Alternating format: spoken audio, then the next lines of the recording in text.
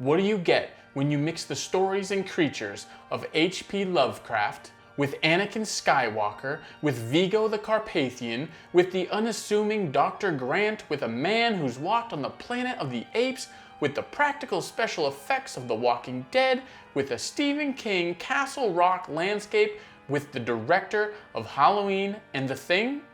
You get Sutter Kane. You get In the Mouth of Madness. You get the third and final film of the Carpenter Apocalypse Trilogy.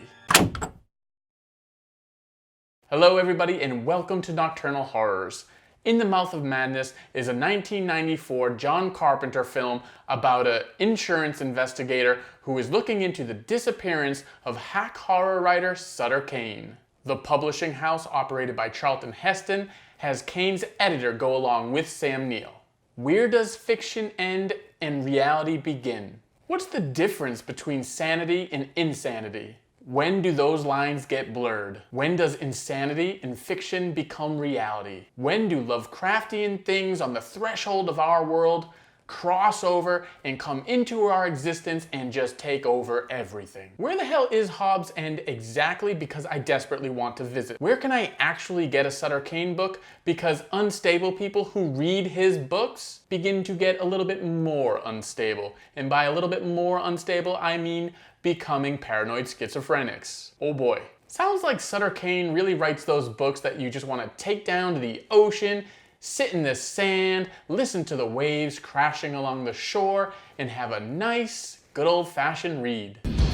Do you read Sutter Kane? I love everything about this movie, from the plot holes to the bad cheesy stuff. I love John Carpenter's old school approach and his love for old-timey pictures and books. I love how Sam Neill's aura is a Philip Marlowe character from the great Raymond Chandler books and portrayed beautifully by the likes of Bogart, Mitchum, and Gould. Neill has to play it so cool and so confident and so arrogant throughout a majority of the film, but also has to fully stretch his acting chops with levels of insanity, sometimes pushing the limits, sometimes crossing them, but always achieving cinematic gold. I love that Carpenter has Julie Carmen play her role as a Rosalind Russell, his girl Friday type. And together with Sam Neill's persona, they try to create that Bogey Bacall, the Big Sleep connection that, well, you can't connect the way Bogey and Bacall did, but they definitely go for it. And I love that even though In the Mouth of Madness is a play on At the Mountains of Madness, and all the Sutter Kane books, their titles are a play on every H.P. Lovecraft story.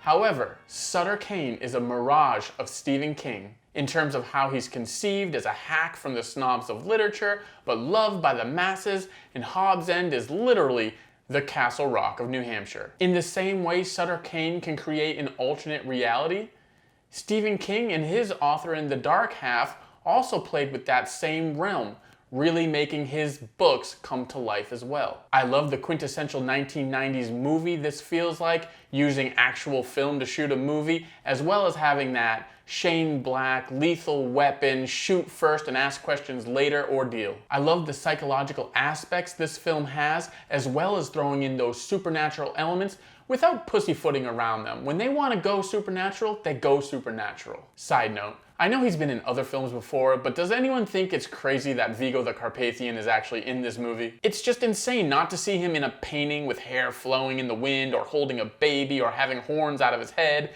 and what have you. It's nice to hear his voice as opposed to his lines being dubbed over by Max von Sydow. I can go into the specifics of why this film works and why it doesn't work, but I don't really want to. This film has the bigger picture. It has the end of the world, apocalyptic, madness, religion, insanity, and what is real themes going on here. It's big enough to look past some of the silly things that might not work. Carpenter himself said that Sam Neill actually took this role because he thought it was a comedy. Carpenter assessed his script and what they were going to shoot, and he said, well, some things are stupid and funny. He's a director who takes his work very seriously, but he doesn't have his head so far up his own ass that he can't see the goofy side of things that he creates. I really appreciate that. Yes, you have to go into this film and suspend some beliefs in order to fully enjoy it. Don't be a snob like those pseudo-intellectuals who think that Stephen King isn't a great writer of literature. See this movie for the fun that it is, with enjoyable characters, disgusting creatures in the Lovecraftian mythos,